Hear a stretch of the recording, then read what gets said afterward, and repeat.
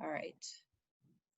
Hi, everybody. Thank you so much. And thank you, Rachel, for giving me this opportunity to speak to your group. I'm really excited to share some of the thoughts that I've been mulling about and have everyone join in the conversation. I think that's what makes it most interesting. So my talk today is about creating the future and, importantly, leadership in times of uncertainty. And the way that we're going to go through this today is I'll do some quick introductions of myself and my company. I'm going to do the presentation is in about 4 sections, and I'm going to facilitate 3 breakouts. So I am new to this. It's going to go wrong in like 100 different ways. And I'm operating at home without IT help. So I'm just going to ask for your forgiveness right now for when things go wonky. It's meant to be sort of fun and participatory. So I ask you to just roll with it. After 3 of the sections, I'm going to pause. I'm going to theoretically break you out into breakout rooms. And in those breakout rooms, we'll be asking you to have a conversation with your... It's off. And use the Miro board, which I've added a link to in the chat box. And let us know if you can't see it. During the breakouts, you'll be using the Miro board to type in some of your thoughts. I'll be posing 3 questions to you during those breakouts. One is, what do you wish to leave in the past? What do you want to bring to the future? And what have you learned that you'd like to practice? And I'll give more instructions on that soon. The Miro board will be open for 48 hours after this presentation. So if you want to take the opportunity to look at what other people said and what other people wrote down, that will be available for you. At the end of the presentation, I'll stick around for 10 minutes at the end just to answer any questions. So we'll kind of go at a clip here, and without sort of further ado, I think I'll get started. So I am, again, Stephanie Narvisis. I've been my background is in cultural anthropology, and I have been in the business of applying the methods of social science to design and innovation for over 30 years. I work for a company called Delve. We have 3 offices, one in Boston, one in Madison, Wisconsin, and one in San Francisco. And we we have multiple disciplines and sort of a 3-pronged approach in helping our clients discover future possibilities, design those, and then realize them out in the world. I'm the VP of Strategy, so my group is really focused on creating launch pads for change. And that is why this topic is of great interest to me. So I won't belabor Delve and just really jump into this presentation. This presentation was originally designed as a reflection of what's happened, what's happening, and what we think might happen as a result of this pandemic. But the world keeps serving up new challenges for us, and I just want to take a moment to acknowledge the social unrest that's a result of centuries of injustice and violence that also play into this uncertainty that we're all facing. And I think that what I'm hoping that today's conversation will be is really a pause for us to consider what's happened, but also how we might create a new future for ourselves.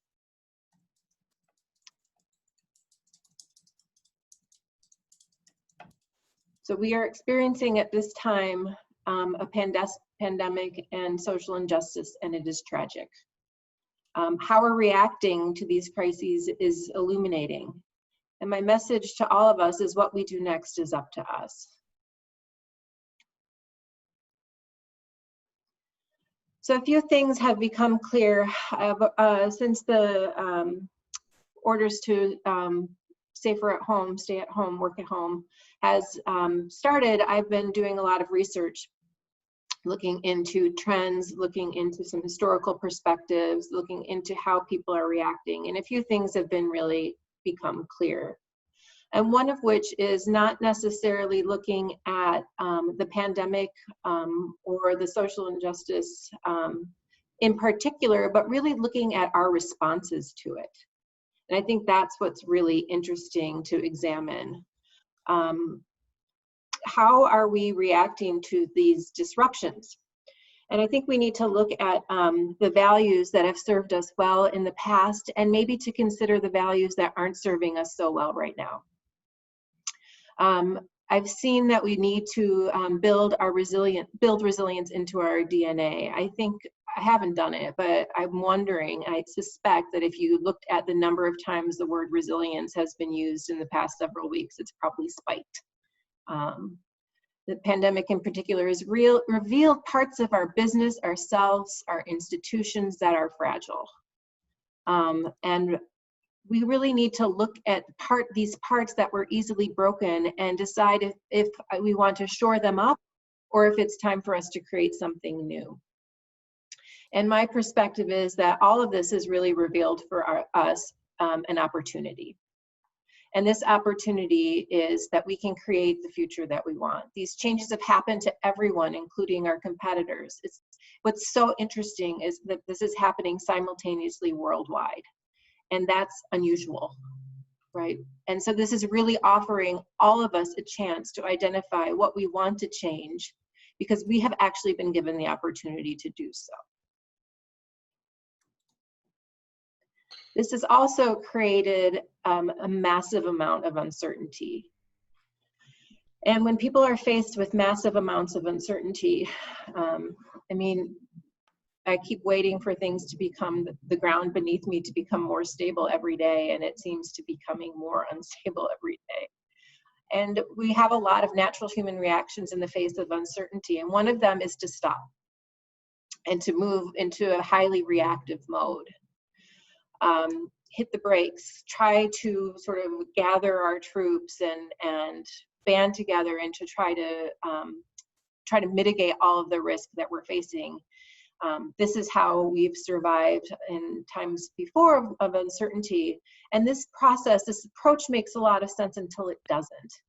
And stopping right now and buckling down might not be the best approach to get us into the future that we desire. In fact, in many cases, playing it safe can be risky. When the world around us is experiencing such massive and rapid change, stopping activities, saying no and shutting down might not be the way to succeed. And in fact, stagnation, it may cause struggle and stagnation and cause us to fall further behind. And so what does this mean for us as leaders? When everything in our instincts and in our previous knowledge in the face of uncertainty says to stop and to deal with the things that are popping up right in front of us every day, we as leaders need to be able to manage that, but we also need to help ourselves and our teams make progress. So how do we make progress and push through when everything that we're feeling is saying we need to stop and wait and see what happens next? How do we help ourselves? How do we help our organizations? And interestingly, how do we become comfortable with uncertainty? And that is a really big challenge, because I suspect that uncertainty is going to become the new norm for some time. And as leaders, we really need to help ourselves and our colleagues and our families navigate this uncertainty. And that's a pretty big ask. And there's not really a rule book out there for how to do this. And so what we're going to have to do is what we're doing right here and right now is have some conversations and talk with each other and try to navigate that. I've been in the field of design, particularly design research and design strategy, for over 30 years. And one of the things that I know about design is that it's inherently optimistic. Design requires exploring alternatives and challenging the status quo and tackling issues that seem unfixable. I feel like the last 30 years of my career has been practice up to bring to this moment where it's I'm not playing wicked problems. We're like swimming in it.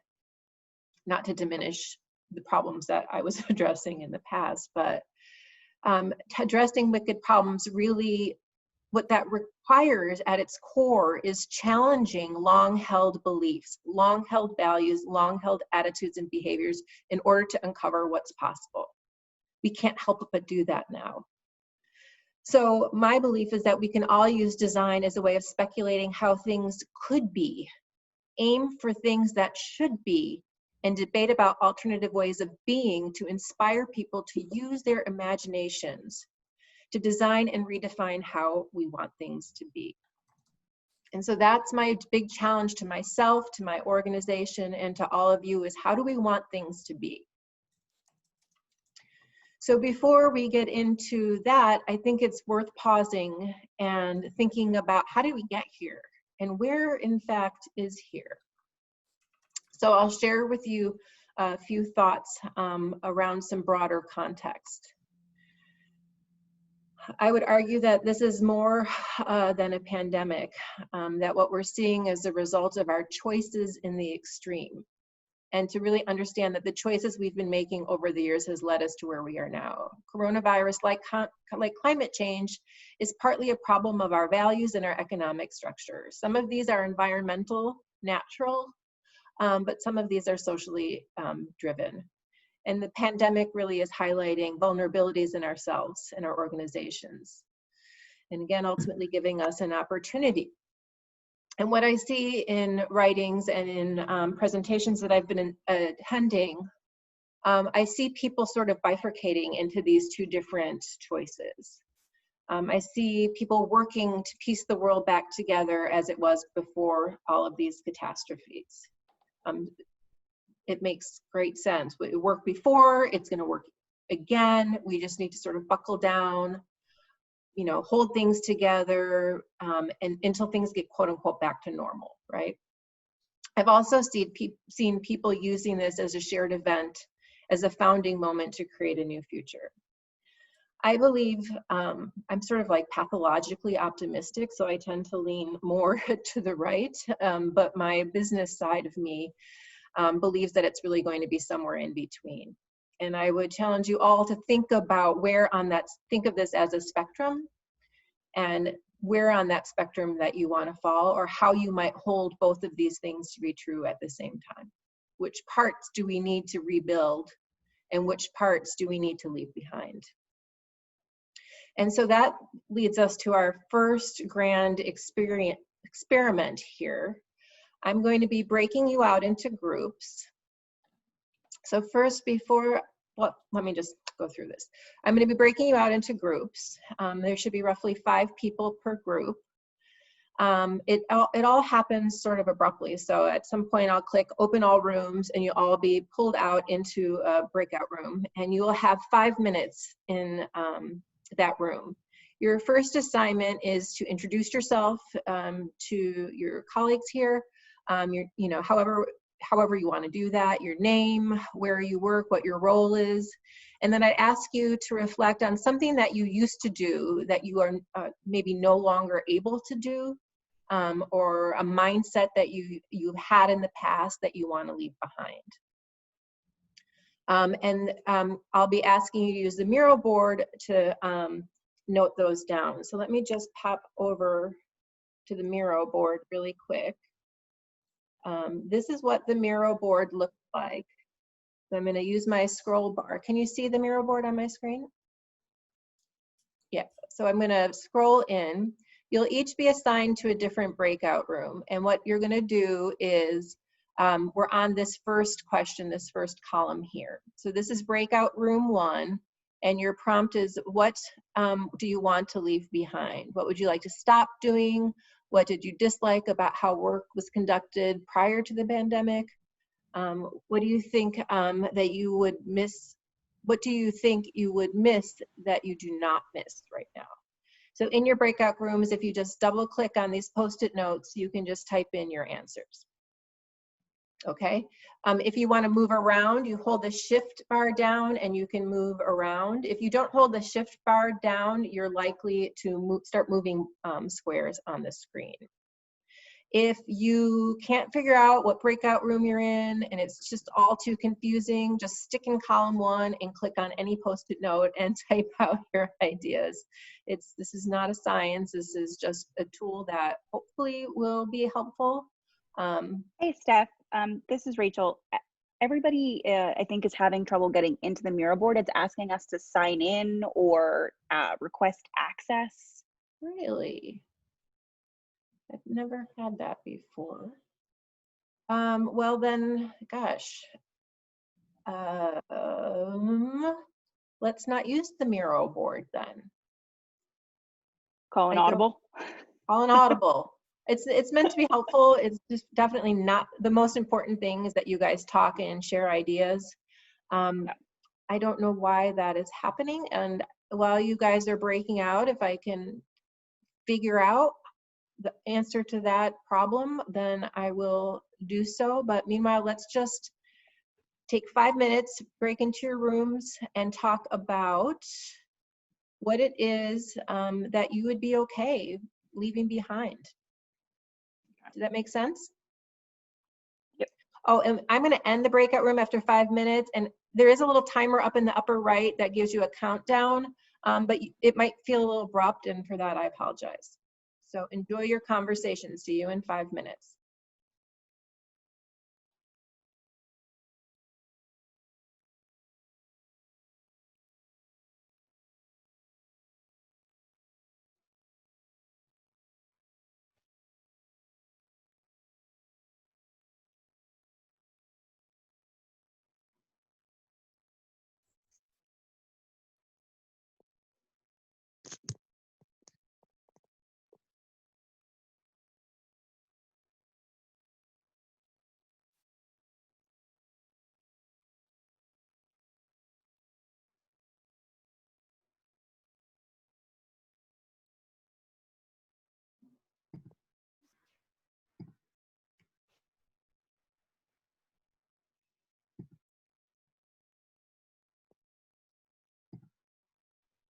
It's not working.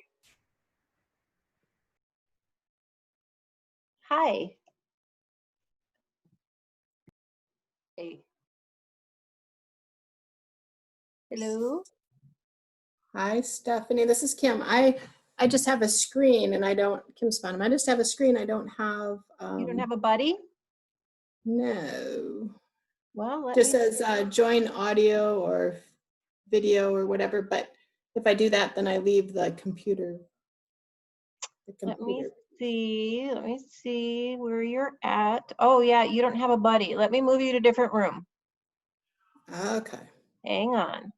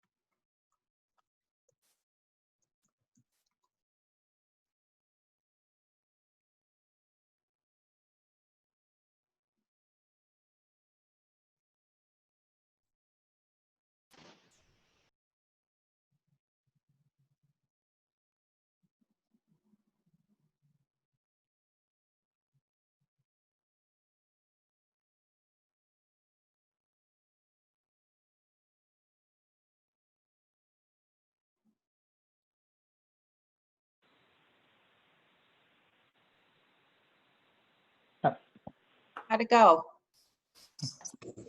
Great. That was great. Okay. You guys It are, was a sprint at the last second. I know. I haven't figured out how to handle that gracefully yet. It I was did, very smooth. okay. You're talking and like all of a sudden you're in a different place.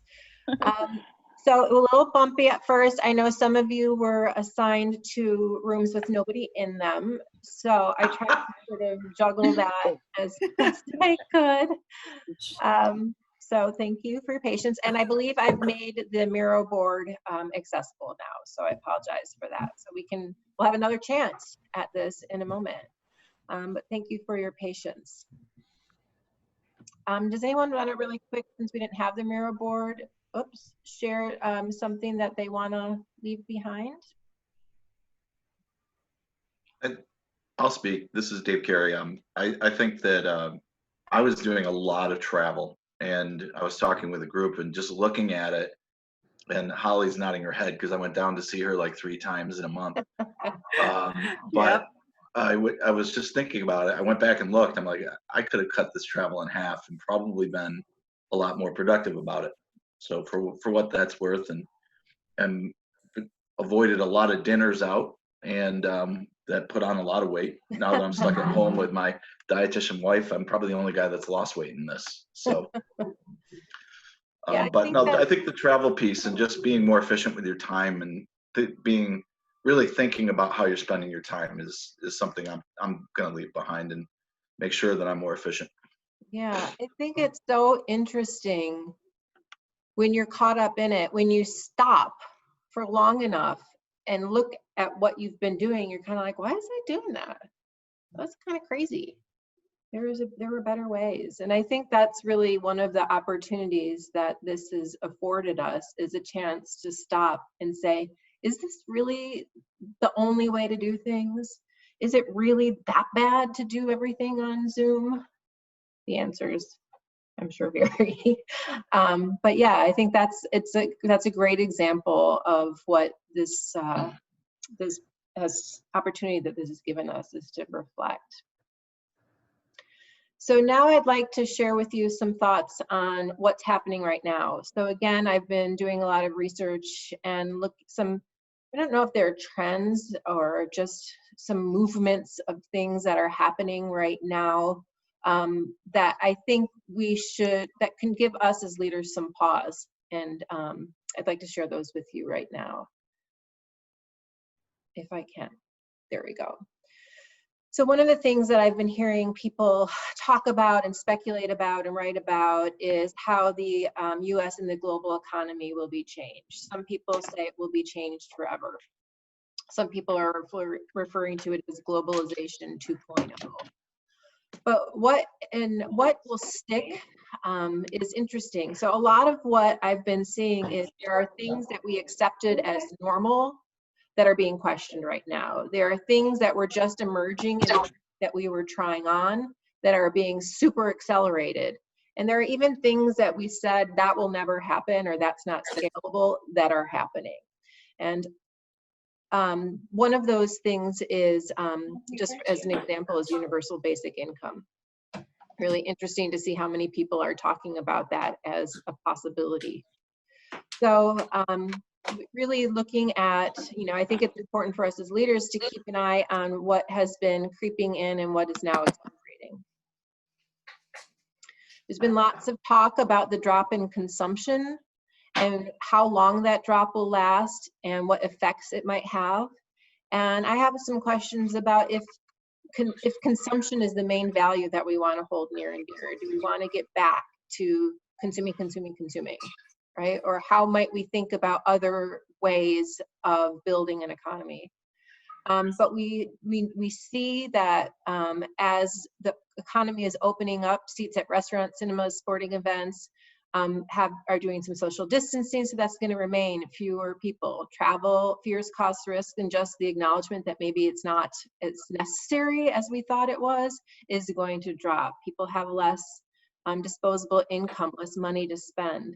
So the drop in consumption, or at least the change in the levels of consumption and where consumption will be focused, is going to change, and it's going to change a lot of things. Even if you're not in a consumer business, that mentality is going to trickle down into other including your own.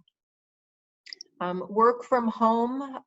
We had our first wave of working from home, and a lot of people are realizing that they don't hate it, that their employers are starting to think about what some of the benefits might be and not maintaining some of these gigantic facilities. Microsoft announced early in the shutdown that they were canceling all in-person events until August of 2021. Twitter announced that their people can work from home indefinitely. I think that this is going to be a big challenge for leaders in how do you maintain connection and leadership with a remote workforce in whatever way that that pans out in your organization. It's going to have to change how we lead, how we communicate, how we stay in touch, how we motivate, and we need to really consider that. Virtual conferences such as this one, I look at that picture at the top and it just gives me the heebie-jeebies. And then all of those people went to the buffet right outside that door and ate a sandwich. That seems so crazy that we did that. Traveling for conferences and networking, I've attended so many online conferences, some of them with thousands of people. And one of the things that I really like about them is the humanity of it all. I have the picture at the bottom of the conference I attended where like the kids just kept wandering in and the presenters just didn't miss a beat. They're like, yeah, that's my kids. You know, dogs are barking, internet's getting choppy. There's something very human about being together in this way.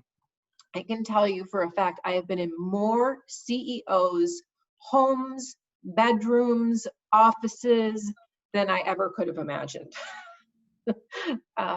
It also brings into question how is this going to change? What's going to happen to Austin if South by Southwest is no longer a physical activity? I mean, the economic ramifications of all of this are obviously going to be huge, but it also offers up a lot of opportunity for us to think about doing things and connecting with people differently. Another rise in conversation that I've been observing is this idea of wellness. Again, we've been hearing a lot about wellness over the past couple of years, but this culture, this work culture of sleep deprivation and go, and increased productivity is really being called into doubt as both a business rationale and from a health and wellness standpoint. This notion of leaders being this decadent invincibility is really being called into question. So how might we need to lead in a way that takes into account this people's health and well-being? I think it's been talked about, and I think it's going to accelerate.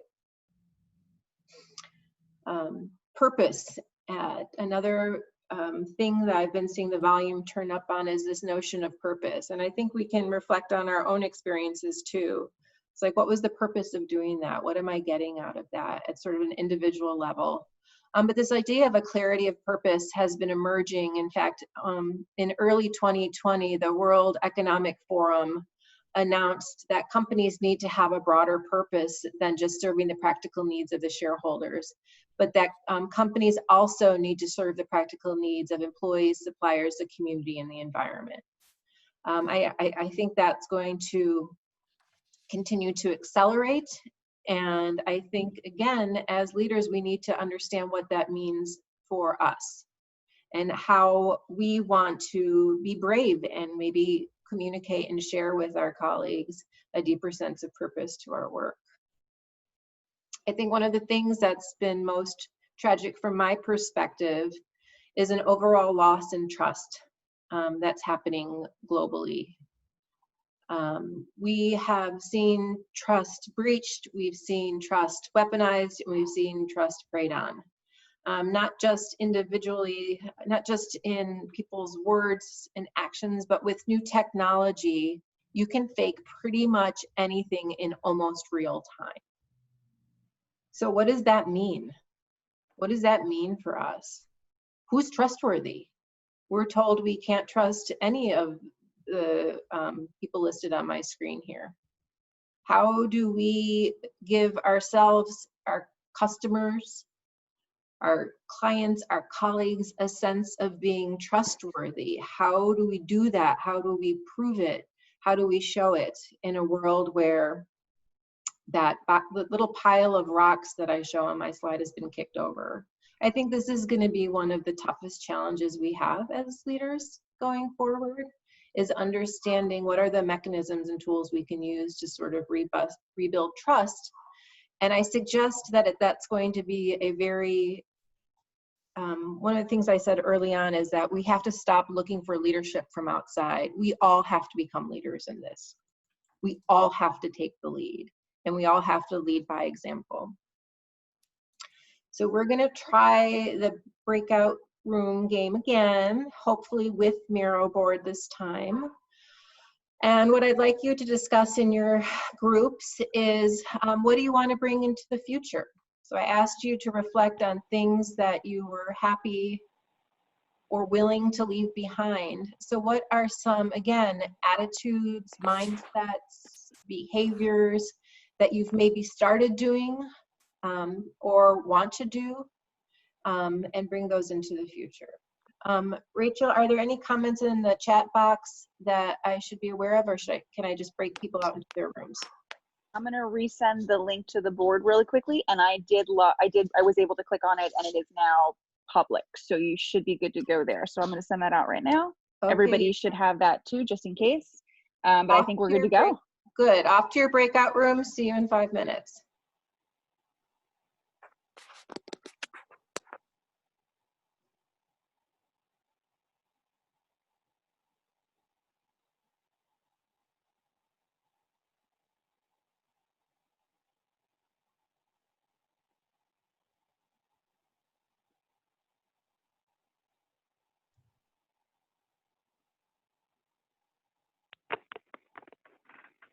Hello?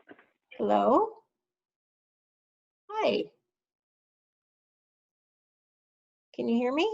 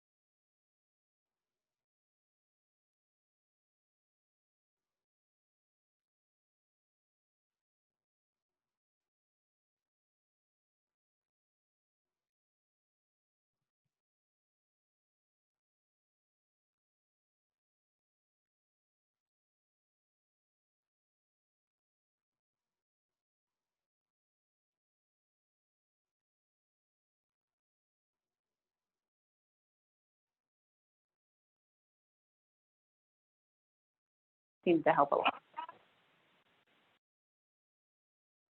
What's that? Oh, I lost for a second. How did that go? Better this time? Yes. Yeah, that was Good. better. We'll drop that mid-sentence, but We couldn't figure out how to enter text into those cards. Oh, double click on them. It's a little, yeah, it's not the easiest interface in the world. You gotta kind of double click and then like be real patient and hover a little bit. Okay, I'm sorry about that. that's all right. I'll give everybody a few seconds to pop back in. It has some initial learning curve. And earlier I was talking and the taskbar, it was hidden, so I was on mute. That's another thing. Oh. All right, let's see, are we back? I know we're ready when I see Rachel's face. We're good. I think we're back. Okay, we're back. All right, we're moving on. Oops, echoey. All right, so the next section, I'd like to talk a little bit. Well, before I do that, does anybody want to share? Can you guys hear me okay? Yeah. Okay, does Yeah, anyone there's- want to share something that they want to bring into the future? So I think one of the things that was mentioned in our group was consideration for others, right? Personal space, personal safety, others kind of taking a more of an active role in thinking about the team as a whole and not just individuals. So, you know, we're being asked to consider everyone as a team, and that should have always been the mentality. But I think in the past we've been very lax about thinking about others as much as ourselves. So I think that's one thing that we'd like to take with us, is just this understanding that we're all together on Yeah. a lot of things. Yeah, I think that's really true. One of the first conferences that I attended during the shutdown, people joined from all over the world. And what I thought was so interesting is that everybody was like nobody had any idea what to do. Like nobody even knew how to do meetings anymore. We were all just like, I don't know. Do you know? It was fascinating. So now I'd like to switch the conversation a little bit to being more proactive and talk about what it takes to move on and how we re-examine our expectations and assumptions of what it takes to lead. And I would argue that some of our models of leadership in the past might not be the ones that are going to take us into the future. And I would suggest that leadership at this point means that we really need to examine commonly held beliefs and assumptions. And that's hard. That's hard to do. It's hard because it's hard to know what your own beliefs and assumptions are until they're revealed to you. And I think that's the power of this moment, is that a lot of our commonly held beliefs and assumptions are being revealed to us right now. So we need to think about our default operating ways and question those, and think about how our response to what's happening is either helping or hurting us, especially during this time of complex global problems. I think leadership means at this time holding seemingly opposites as truth. I think that this notion of black and white, either or, is not going to serve us really well as leaders going forward. I think we need to be able to hold duality in productive tension. As somebody who works in the field of innovation, that's often where we find innovation comes from, is where you hold things that are seemingly pulling away from each other in some sort of dynamic tension. And that's where new ideas spring forth from. So I'm going to focus on these top four for the sake of today's conversation. So first, I'm going to talk about autonomy and safety. Anybody who's been working on return to work policies for your offices or have been receiving return to work information from your employer, there's a lot of different choices that are having to be made. Autonomy is something that we're very used to here. It's about freedom and choice and freedom to make choices. It's a key tenet of being an American. But with the rise in technology and oversight and hacking, people are slowly, sometimes accidentally, giving up degrees of freedom for protection. So how do we make sure we don't go too far? Safety has become paramount for every person, institution, and company in the world. I think this is going to endure, and it's going to become the fodder for some amazing inventions.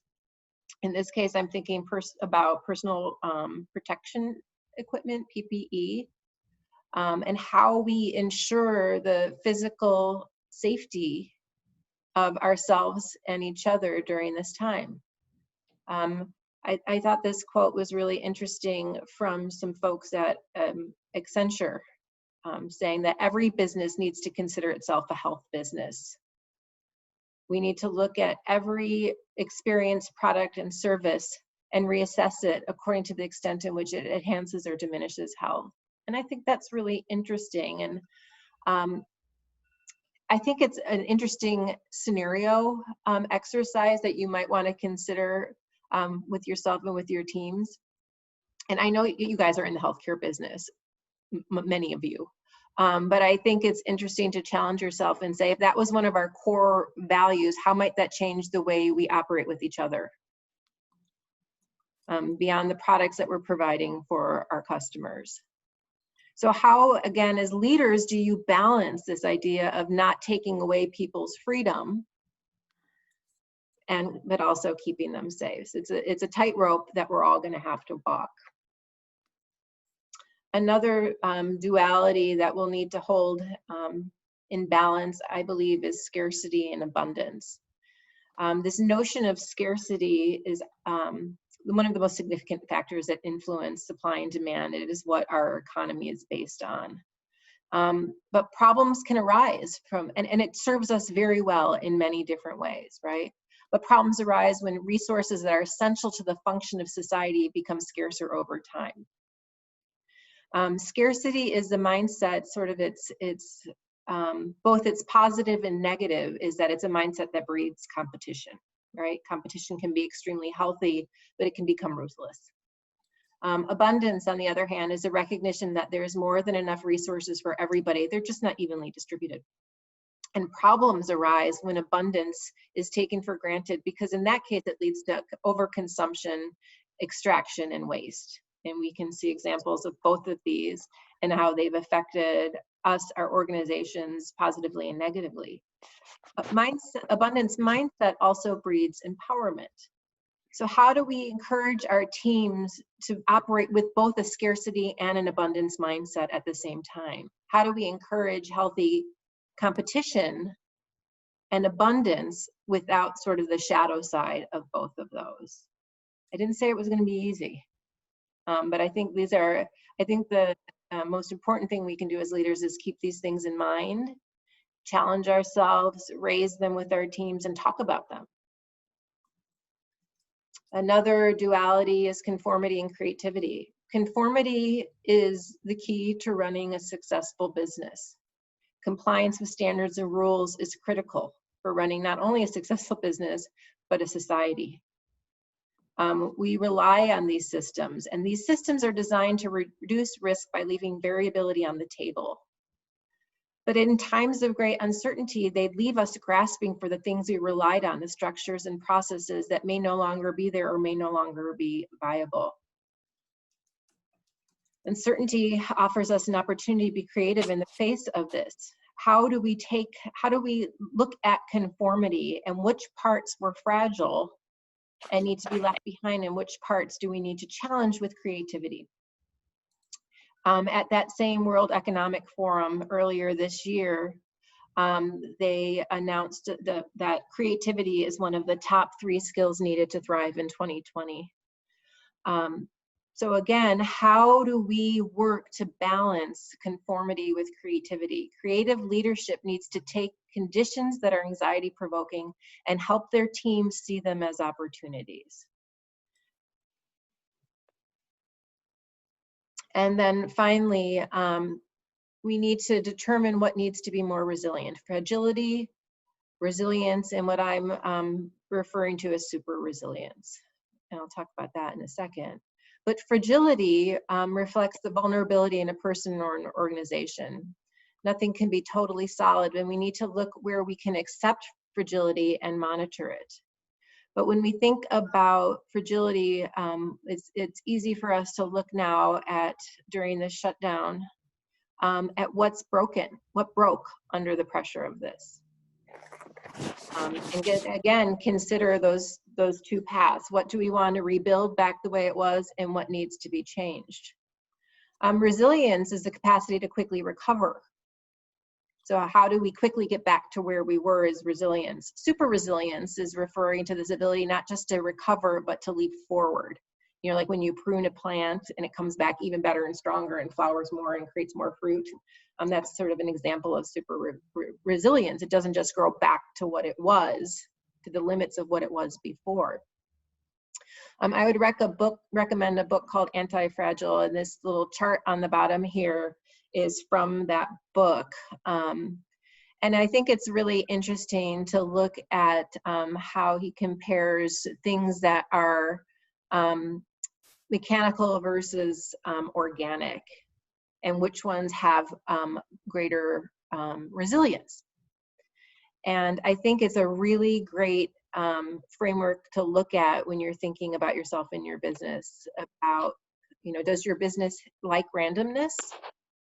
No, most businesses do not. Most humans get extremely uncomfortable with randomness. But, you know, organic systems love randomness and need it to survive. And so again, how do we find that balance here between both of these, because we need both? And then lastly, I'd like you to consider your mindset and how to practice a mindset for success in an unstable, unpredictable world. And there are certain attributes that I think are hallmarks of healthy mindsets that can handle uncertainty. Resilience being one of them. Self-sufficiency, what I mean there is when I say we all need to take the responsibility of leadership. We can't wait. Nimbleness, the ability to move quickly from something to another. The ability to work well with others, to be networked. Creating systems that are sustainable over the long term. Fluidity in your work style and approach. Purpose-driven, critical thinking, transparency, creativity, art, and expression. I have up here on the right an example of something that we were able to participate in. It's, I think what was so interesting for me, I was not involved in this, although it is happening in my company, was the creation of a group called Badger Shield. That was a confluence of a number of different groups that got together, identified a problem, quickly created a network. They were very self-sufficient. They didn't wait and ask for permission. They got together, figured out how to work together and produce something. They responded to a local need from the University of Wisconsin-Madison Hospital, saying that they did not have enough face shields. And so this group quickly got together, deconstructed a current face shield, figured out how to source all the different parts, created a new CAD drawing for all those different parts, open sourced that, allowed everybody in the world to actually have access to that information so that they could start building shields for themselves. And Badger Shield was able to provide shields and then move on to other protective equipment for the UW hospital in a very, very short order. They got notes from hospitals in Portugal that said, thank you for sending us this information. We were able to work with a local manufacturer, and they are now supplying us with shields that we wouldn't have otherwise had. I think that's such a great example of the sort of nimbleness that sort of in the extreme that we can learn from.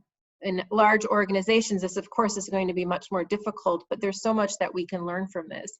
I thought one of the interesting comments from somebody who had been part of a very nimble group like this was saying, we got this done faster than we ever could have before, and we didn't have to do a single PowerPoint to explain what we were doing and why. We just went out there and with trust did it together. And so something interesting to consider. So in summary, I think leadership in uncertainty is going to ask us to be brave because it's uncertain. We do not know how to be leaders in a time of uncertainty. We do not have a lot of good examples out there to model ourselves on. There are some for sure, but we need to be pivot ready. So I would suggest that we be prepared to incorporate new information, alter our approaches incrementally or radically as new information becomes available. I would suggest you work with yourself and your teams on some scenario planning. If this happens, how will we react? It's not necessarily for what you produce out of those conversations, but the conversations create more nimbleness and flexibility in your mind and in your thinking. Examine your mindset and work with your teams to practice and challenge and build mindsets that you think will help you facilitate success in the future. Examine your assumptions and shared beliefs.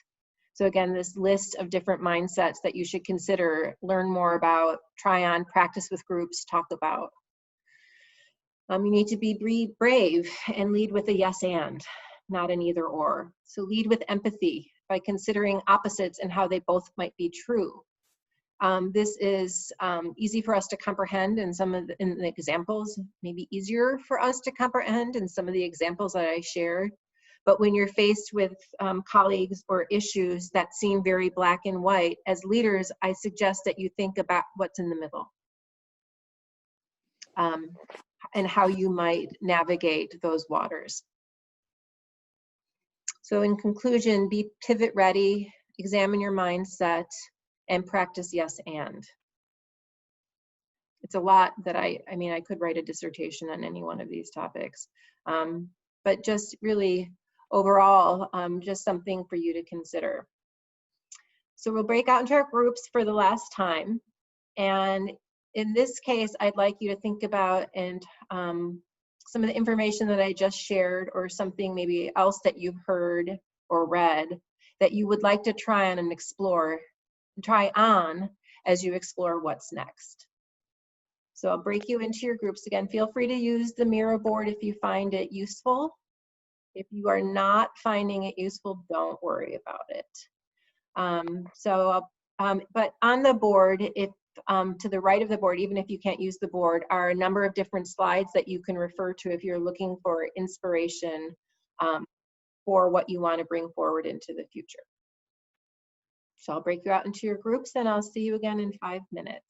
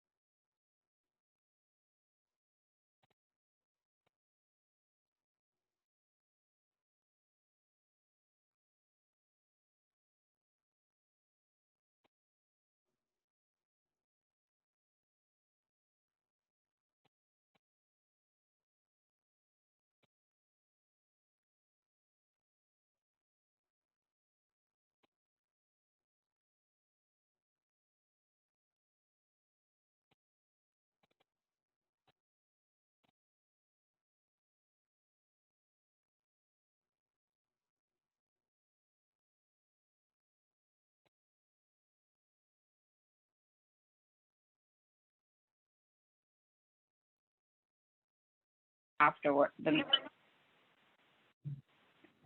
Oh, there we go. Sorry.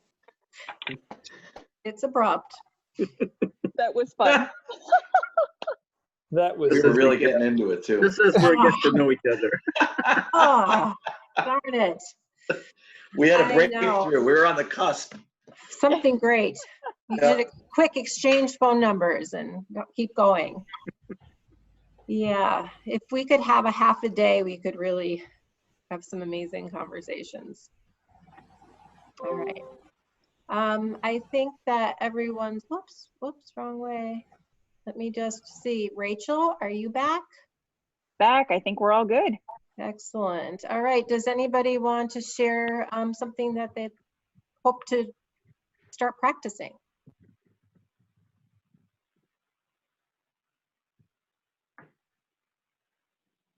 I'm not afraid to call on people. Yeah. Well, One thing we talked about in my group was the idea of kind of embrace the potential for like the truth of dualities, Mm, right? You know, in the context of, you know, just working with technical teams that maybe aren't as accustomed to things that don't have one correct answer, right? But also at how we can use that to adapt to the way things have changed, right? Where the example that got brought up by Andrew was, you know, the discrepancy between people's perspectives on the value of being in the office, right? And people want to be back full time. Some people don't want to go back in, and trying to find a way to communicate and accept the value of both. yeah. Yeah. Yeah, that's really, it's really hard, and it's really kind of profound. Especially when the volume has been turned up so much in our culture on duality, that it's so easy to get frustrated and angry with people who are bringing forward a different point of view than you do, even if it's like you know, relatively minor, like to work from home or to not work from home, right? So I think that's going to be something that we all have to practice, and probably for the rest of our lives. It's gonna be a muscle we have to remember that we have, and strengthen over time. Thank you for sharing that. So we're at the end of the presentation. I thought I would just share with you something that we're working on.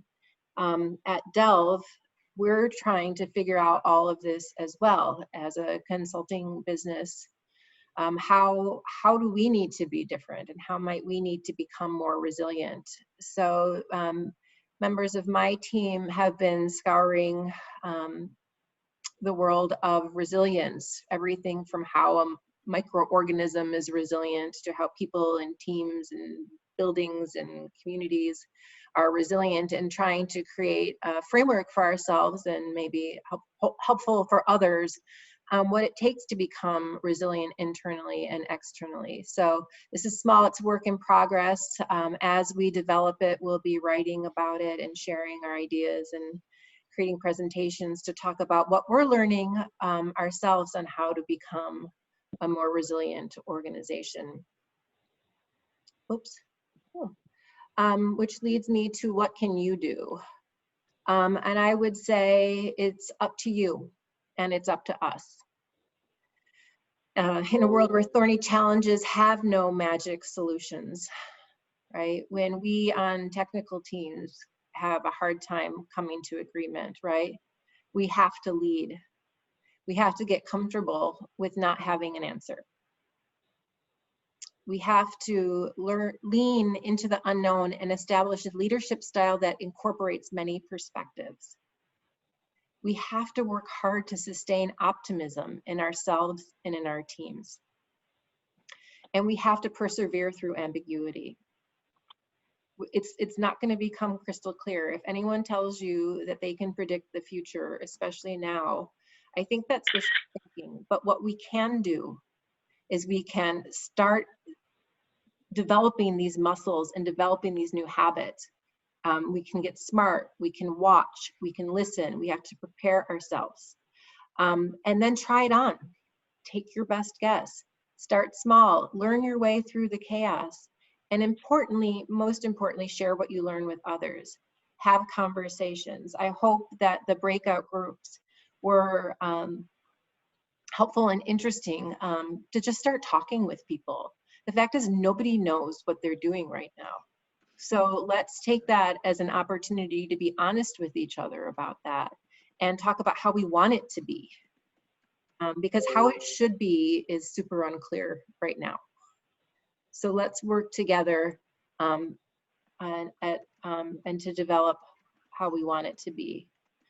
So this is the end of my presentation, but I hope the beginning of some interesting new conversations and muscle building. And so my parting thought for you is to go out there and work together to design a future that we can all be proud of.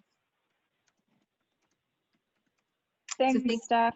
Yeah, I'll stay on for 10 minutes if anybody wants to chat in the chat box or just chat online, you know, with our mouths. I'll be here, but thank you for your time and for the opportunity. No, thank you so much for putting this on. I know that this was incredibly important topic wise, and I think that this was really, really well done. I love some of the things that you said just about the yes and I think is a great takeaway, and it's something we talked about in our group, and really being comfortable and being honest and open with each other, right? So I hope one thing we take away from this is that bigger level of empathy and consideration that we don't know what we're doing. No one knows what they're doing, especially at any given time, let alone all the time. So if we can move forward in that shared compassion and empathy with one another, we have a lot better shot of creating something that we're proud of. So thank you for those takeaways. Yeah. If I can ask a question of you, the big concern I have is we've all moved remote and it's actually working really well, but we knew each other really well before we moved remote, right? So how long does this last without some, having to get together somehow, or any tricks? That's my concern. Is that I'm just nervous that it's working so well because we had such great relationships to begin with, and they might fade. I think that is true. It is definitely something that we're working on tackling and thinking about in my organization because we're in the same spot. I don't know. What we're doing is we're thinking about that, and we've actually created sub-teams on a variety of different areas to start to think about how we're going to manage that. So our team that's responsible for culture is really thinking about how to maintain a culture virtually that's robust and that brings people in, right? We don't know. We have to create that. We have our HR and operations team looking at how do we manage quality, right? If everybody's out there remote and I can't walk by and be like, whoa, what is that? How do we, or pop in on a meeting or pop into one of the workrooms, how do we manage quality? And then as I'm one of the owners of the company, as shareholders, we're talking about how do we lead a group like this, and how do we hire, and how do we attract, and how do we retain people? So it's cutting across all of our organization, and we're asking everybody to sort of think about that and address that. I've seen some things, social hours, game hour, mindfulness half hour. We're scheduling things where we're getting people together or offering opportunities for people to get together casually, not necessarily around a meeting, but just a chance to get on. Rachel will remember from her Delve days, the women's group. We still meet virtually. Our STEMinists still meet virtually.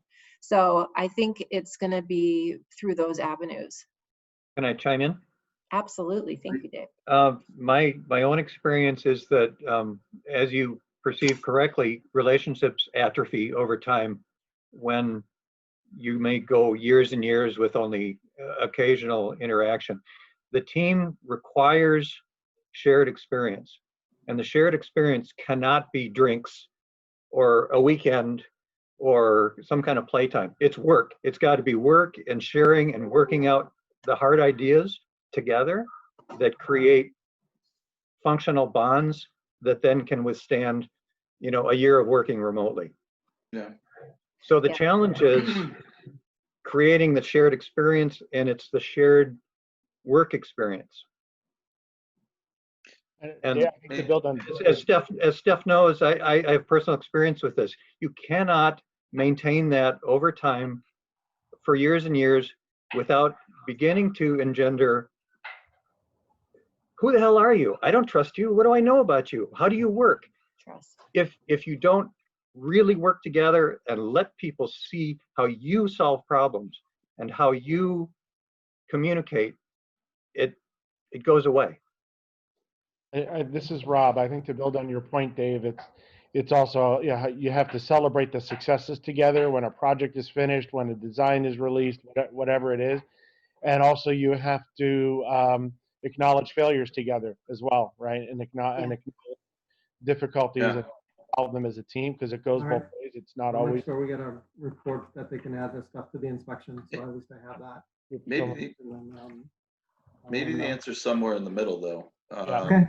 You know, maybe it's maybe we don't have to be in the office every day of the week, but Right. there are, you know, there's a Yeah. weekly catch up or whatever it is. I mean, right now the pendulum's gone the complete opposite direction, right? But maybe that's not how it needs to be. I will check. Yeah. I'm And then on top of that, you know, you talked about, I think Eric mentioned, hey, we all knew each other for those that worked together for a year, and that's great. But inevitably, organizations morph and change. Yeah. That's the Hard How do you- come on. How do you integrate? The 25 amps, they both said put so- 25 amps through. Yeah, how do you onboard, Rob? I mean, Yeah.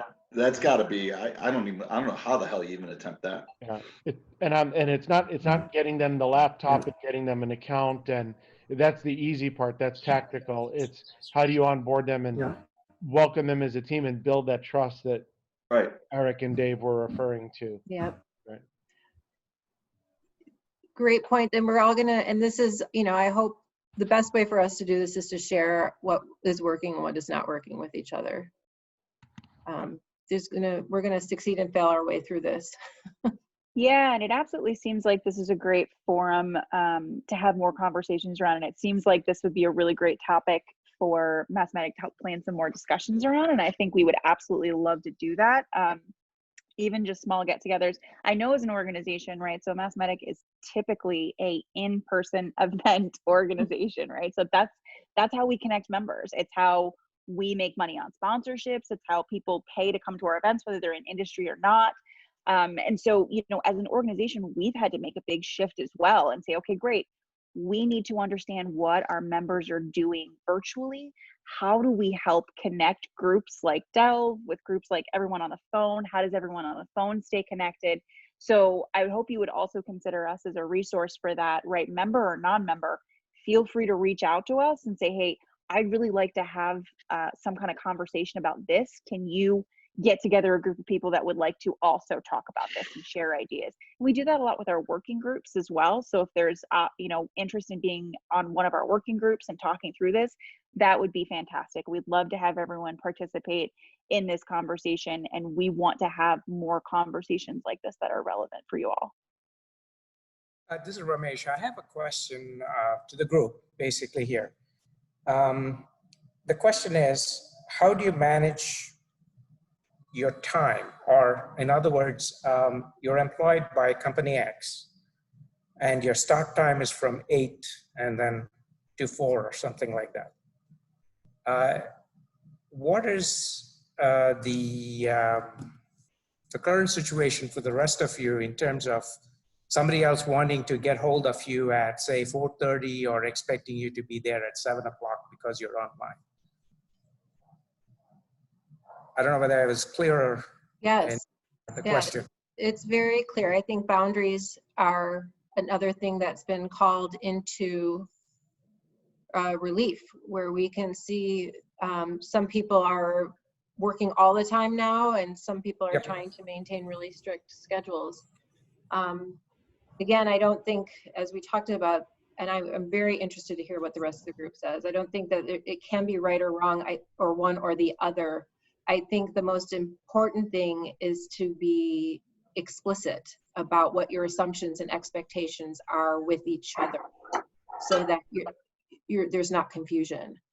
One of the ways that we try to be explicit with each other at work is we've created user profiles, and each person talks about, I prefer email, I prefer text, these are my hours, they're really strict for me. That works in a smaller company. I don't know how successful that would be in a larger group, but it is a problem, and I'm curious if anybody else has any thoughts or suggestions. Yeah, this is Rob again. It's an interesting point. I was working with a company in Boston a couple of months ago, and there were times when I wanted to do, the only free time on the calendar when everybody wasn't booked was like 5:30 in the evening. Eastern time. So good. And they were, can we mute whoever's talking? Oh, hey, Nina, would you mind there you muting? go. Perfect. You got it. Thank you, Rachel. So the only time that was showing available on Outlook to schedule everybody was at 5:30. And before the COVID, people said, oh, I can't do it then because I'm on the train for 2 hours heading back towards the Cape or wherever, up towards Andover, wherever they live. And so then once COVID happened, and they said, well, you're not on the train anymore, you're at home. Why can't we take one more call at 5:30 and get this done today instead of waiting for another week until there's a mutual time when everybody's available? Can we recapture that time? I was available, and so I figured, well, if they're not commuting, that excuse is gone. But then that could just creep, right? If it goes from 5:30, it goes to 6, it goes to 6:30. The people do have lives. They've got kids, they've got dinner to make, they've got, school to help their kids with their homework, whatever. Yeah. So want to be respectful, but it was interesting to see that people still pushed back on that time, even Yeah. though they were not commuting. It's going to take a lot of empathy, because with so many people with kids at home, they might be better able to work at 8 o'clock after dinner and after the kids are done, right?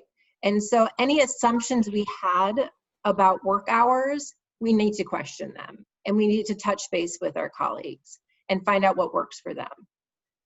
It's just so crazy. Like, I don't know how to do business anymore. Like, I went to a meeting in person and I didn't know how to do it. I'm like, do I wear my mask? Do I not wear my mask? Do I eat? Do I not eat? I think we just have to, touch base with people and say, we can't assume anymore what Right. time is the right Just time. ask. It's considerate to just ask and just say, okay, maybe I have more flexibility in my schedule than you do. So what works for you? So we can engage, and I'll meet you where you're at. If you want it 8:30 in the evening after you've put your babies to bed, great. I'll do it 8:30 in the evening. Yeah. If you want it 6 in the morning because it's before your kids wake up, I'll do it 6 in the morning. Yeah. Yeah, Lynn? I echo Lynn's comment about setting blocks of time. Like we're consistently on webinars, right? We're on Zoom calls all the time. And I would find that other people would start putting things on my calendar right before my Zoom meetings or right after my Zoom meetings. So I've just started blocking out chunks to say, okay, if I'm doing something like this, I don't want anything from 9 to 10 because I need to, make sure I'm doing any work that needs to be done, but then I'm also not stressing out saying, okay, I've got 5 hours of calls and then my life is over. So I think it's also too, I've found that it is a little harder to respect, to understand people's boundaries, but I think it also gives us a little more freedom to try to work when we're inspired. Before it used to be, I'm at my desk, I'm doing these things, and honestly, try to alternate a little bit if you can. I know it's kind of hard with kids and families and other responsibilities, but try to take that moment. And if you're inspired at 9 o'clock, do it at 9 o'clock. If you're inspired at 2 in the morning, do it at 2 in the morning. And I think people are giving a lot more flexibility about when emails go out. I used to be concerned about sending emails out too early or too late to, give the impression you're working all the time. But you know what? I think people are understanding that time's not really a thing right now. Yeah. One thing that's worked for me, because as you heard earlier, I have young kids in the house. I've actually knocked my meetings down to 50 minutes with my people. And so for 10 minutes, and I used to do that with like engagement theory and stuff that I learned when I was younger, but it was actually just, it's a time to go out, engage, knock the kids around a little bit, make sure everybody's doing okay, and then I get back in. And so I'm getting more out of the 50 minutes because people know that's all they have me for. And it's actually really working. And 10 minutes is enough where the kids feel like I'm in touch, and then I go whole the way back in the office again. And it's actually worked out really well. So you can go say, play chicken dance and then run. That's exactly right. I know. I'm totally gonna do that from now on. I have kids. I'm just gonna do it. It's like the 4 minutes between classes like you had in high school or middle school. Yeah. Why did you not do that? You got to take a break. Well, Steph, I want to be respectful of your time, but thank you so much for staying on to kind of facilitate this discussion even further. I think everyone, I got a ton out of this, and I hope you did as well. I think from the notes on people's chats, everyone seemed to really enjoy it. So thank you all so much for joining us. We will be sending out the video. So if you have colleagues that didn't get a chance to join and you think this would be helpful for them, honestly, I think this transcends different industries and groups and working styles. So please feel free to share it with others. Thank you. Thanks, Well everybody. done, guys. Steph. Thank you. You're the best. Bye, everyone.